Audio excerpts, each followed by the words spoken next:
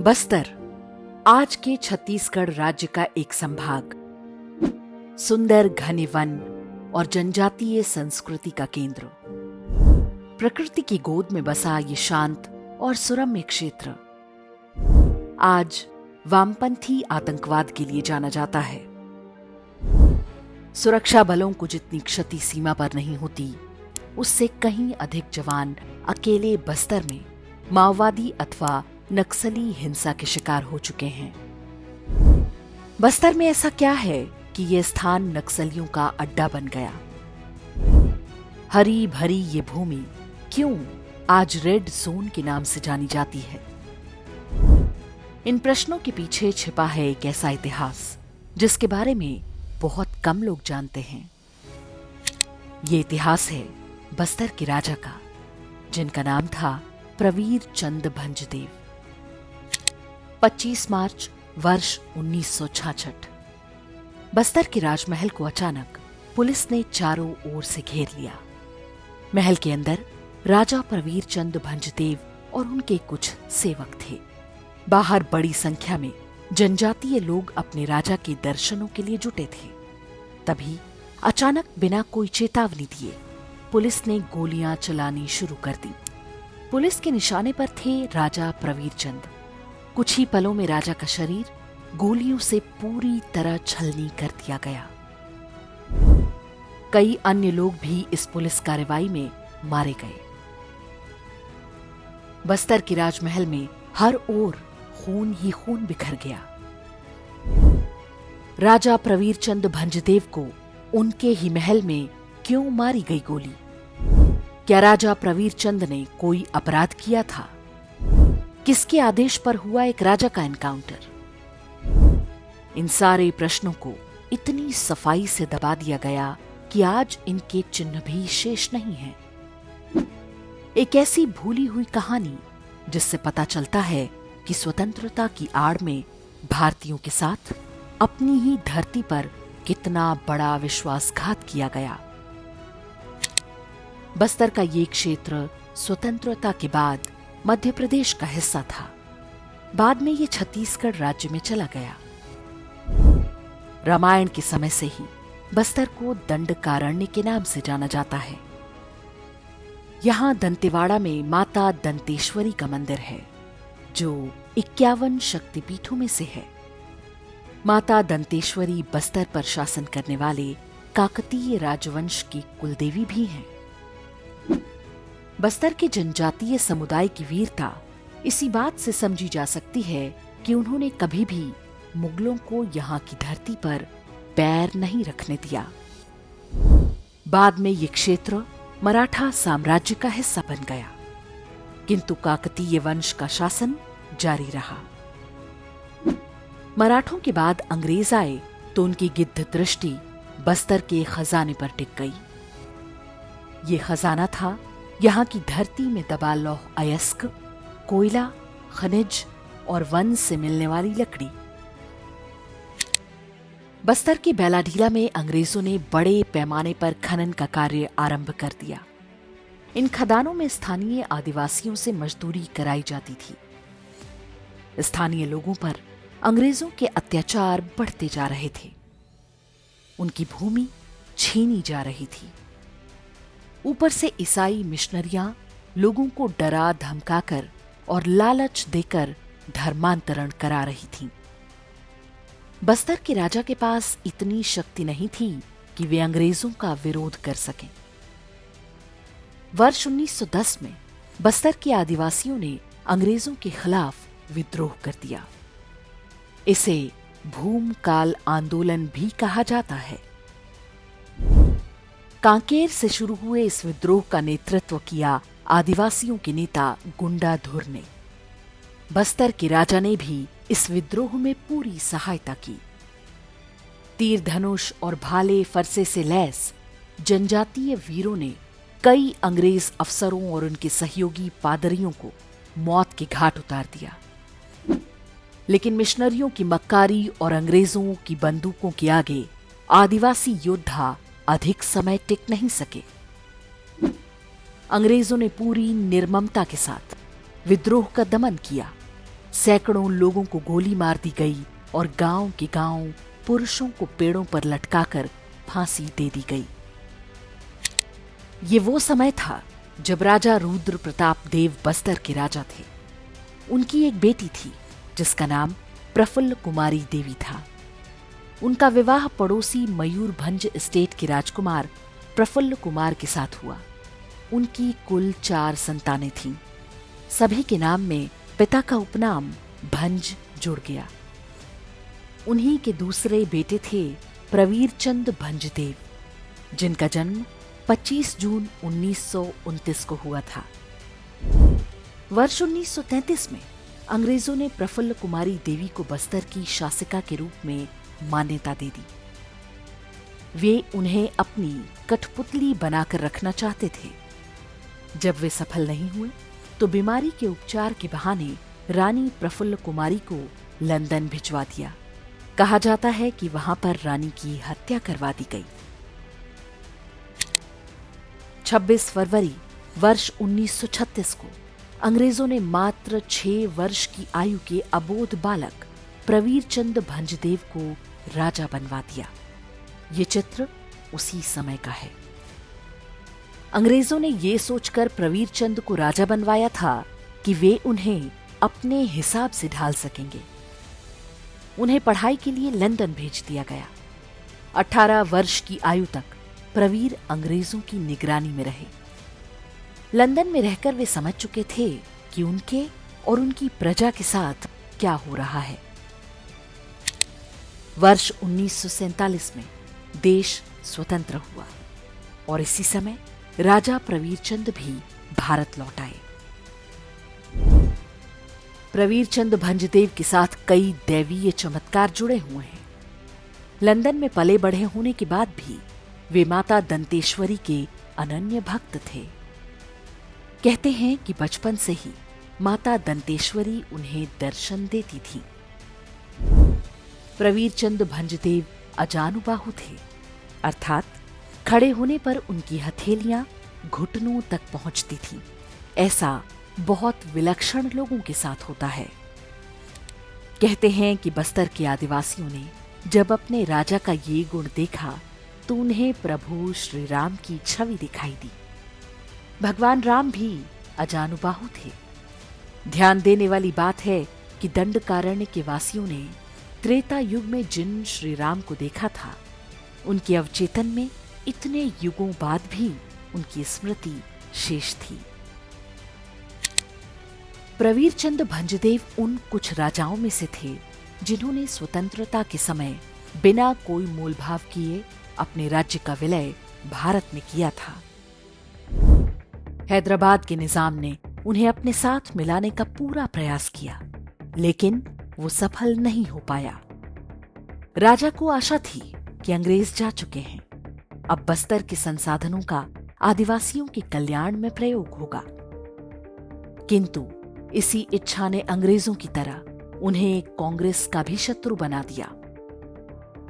स्वतंत्रता के बाद बस्तर के प्राकृतिक संसाधनों का दोहन और भी निर्ममता के साथ होने लगा। राजा प्रवीर ने तत्कालीन राष्ट्रपति, प्रधानमंत्री से लेकर मध्य प्रदेश के मुख्यमंत्री तक को कई पत्र लिखे, लेकिन कोई सुनवाई नहीं हुई।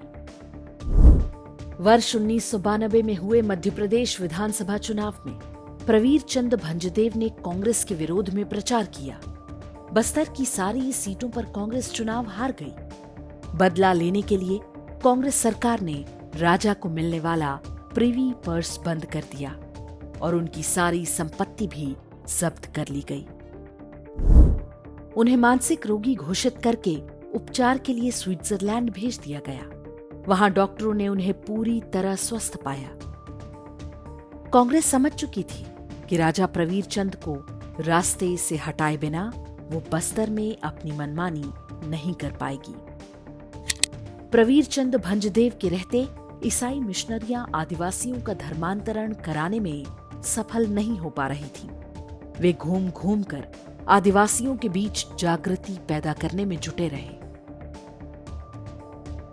वर्ष 1961 में राजा प्रवीरचंद को बंदी बनाकर बस्तर से दूर नरसिंहपुर की जेल में बंद कर दिया गया। इससे आदिवासियों का आक्रोश फूट पड़ा। लोहंडीगुडा नामक स्थान पर आदिवासियों ने एक पुलिस थाने पर तीर कमान से हमला कर दिया। पुलिस ने उन पर गोली चला दी। इस घटना में 12 लोगों की मौत हो गई। आज वहां पर इसका एक स्मारक बना हुआ है।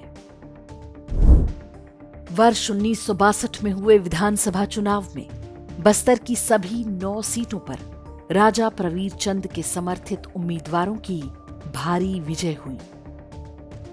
कांग्रेस के दमन के विरुद्ध जनजातीय समाज का ये लोकतांत्रिक उत्तर था। किंतु कांग्रेस अब तक राजा प्रवीर चंद के खून की प्यासी हो चुकी थी। जनजातीय योद्धा हर समय तीर कमान से लैस होकर अपने राजा की सुरक्षा में तैनात रहते थे। प्रवीर चंद भंजदेव ने कभी हिंसा का रास्ता नहीं अपनाया। बस्तर में जंगल काटने, अवैध खनन और आदिवासियों के विस्थापन के विषयों पर उन्होंने दिल्ली से लेकर भोपाल तक कई बार धरने प्रदर्शन किए, किंतु उन पर राज्य विरोधी गतिविधियों और जनजातीय समाज को उकसाने का आरोप लगाया गया। कांग्रेस और उसके पूरे मिशनरी तंत्र को अब बस एक अवसर की प्रतीक्षा थी। 24 मार्च वर्ष 1966 के दिन उन्हें ये अवसर मिल भी गया। चैत्र और वैशाख के महीनों में आदिवासी आखेट के लिए गहन वनों में जाते हैं। परंपरा के अनुसार इससे पहले वे राजा से अनुमति लेते थे। तीर कमान से लैस आदिवासी महल की ओर बढ़ रहे थे। रास्ते में एक विचाराधीन कैदी को ले जा रहे पुलिस वालों से उनकी झड़प हो गई। अगले ही दिन राजा के महल को घेर लिया गया। पुलिस के बिना किसी उकसावे या चेतावनी दिए गोलियां चलाईं, जिनमें राजा प्रवीर चंद भंजदेव की मृत्यु हो गई। उनकी आयु मात्र 37 वर्ष थी। राजा के शरीर में कुल 13 गोलियां लगी थीं। कहते हैं राजमहल में 2 दिन तक गोलियां चलती रही थीं। पुलिस ने हर ऐसे व्यक्ति को मार डाला जो भविष्य में गवाह बन सकता था। फिर भी कुछ लोग बच निकले। बाद में एक जांच आयोग बनाया गया, जिसकी रिपोर्ट के अनुसार राजा समेत केवल 12 लोगों की इस गोली कांड में मृत्यु हुई। ये विषय संसद में भी उठा। तब इंदिरा गांधी सरकार की ओर से कहा गया कि पुलिस ने आत्मरक्षा में गोलियां चलाई थीं। बस्तर के राजमहल में हुए नृशंस हत्याकांड ने जनजातीय समाज के मन में भारत सरकार के प्रति घृणा के बीज बो दिए। उन्हें लगा कि अंग्रेजों की तरह भारत की सरकार भी उनकी शत्रु है। बस्तर के लोग मानते हैं कि उनके राजा प्रवीर चंद भंजदेव की हत्या इंदिरा गांधी के आदेश पर की गई थी। इस घटना के बाद बस्तर में प्राकृतिक संसाधनों की लूट और भी तेज हो गई। बस्तर गोलीकांड के ठीक 1 वर्ष बाद 1967 में बंगाल में नक्सलबाड़ी आंदोलन हुआ। आज ये किसी से छिपा नहीं है कि इस विद्रोह को अमेरिकी खुफिया एजेंसी CIA ने फंड किया था। नक्सलियों ने बस्तर के जनजातियों के मन में बैठे असंतोष का लाभ उठाना आरंभ किया। चर्च के नेटवर्क ने उन्हें यहां पैर जमाने में सहायता की। नक्सली यहां के घने जंगलों और गांवों में आराम से छिप सकते थे। उन्हें स्थानीय लोगों का भी समर्थन मिला।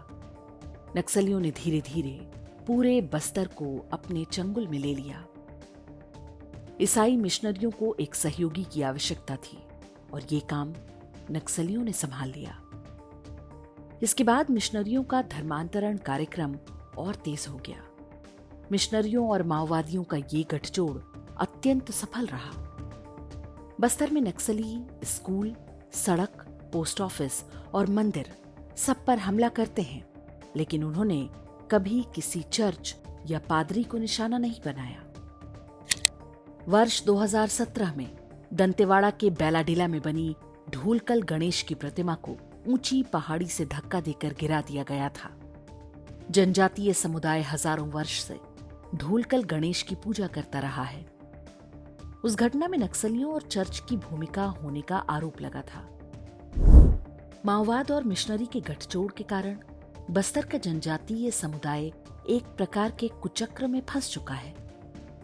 आज यहाँ गांव-गांव में चर्च बन चुके हैं। जनजातीय समुदाय की जिस एकता के आगे मुगल, अंग्रेज और बाद में कांग्रेस टिक नहीं पाई, उसे ईसाई धर्मांतरण ने टुकड़े टुकड़े कर दिया।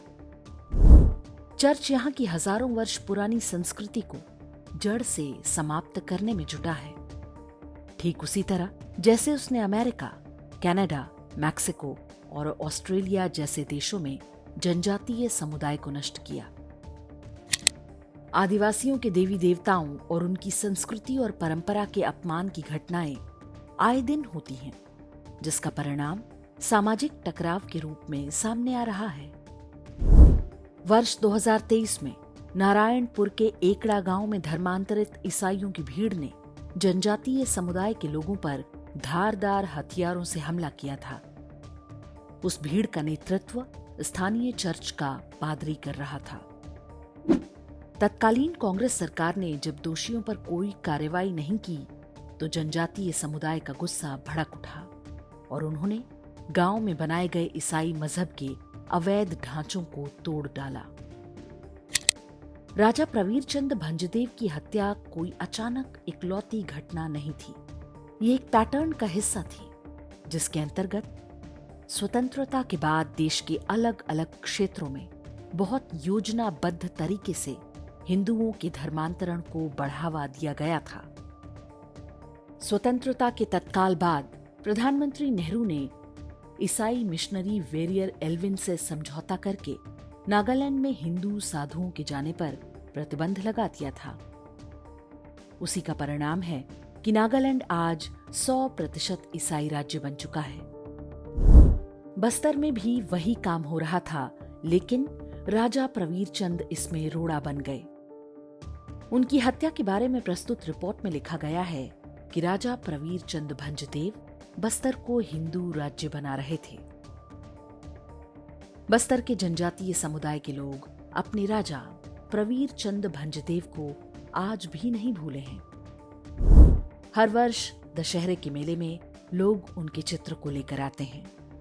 राजा प्रवीरचंद भंजदेव उनके लिए देवता की तरह हैं। माता दंतेश्वरी के साथ उनके चित्रों की पूजा होती है। जल, जंगल और जमीन का जो संघर्ष राजा प्रवीरचंद ने आरंभ किया था, वो आज भी जारी है। ये सत्य और असत्य का युद्ध है। हमें विश्वास बनाए रखना होगा। विजय धर्म की ही होगी।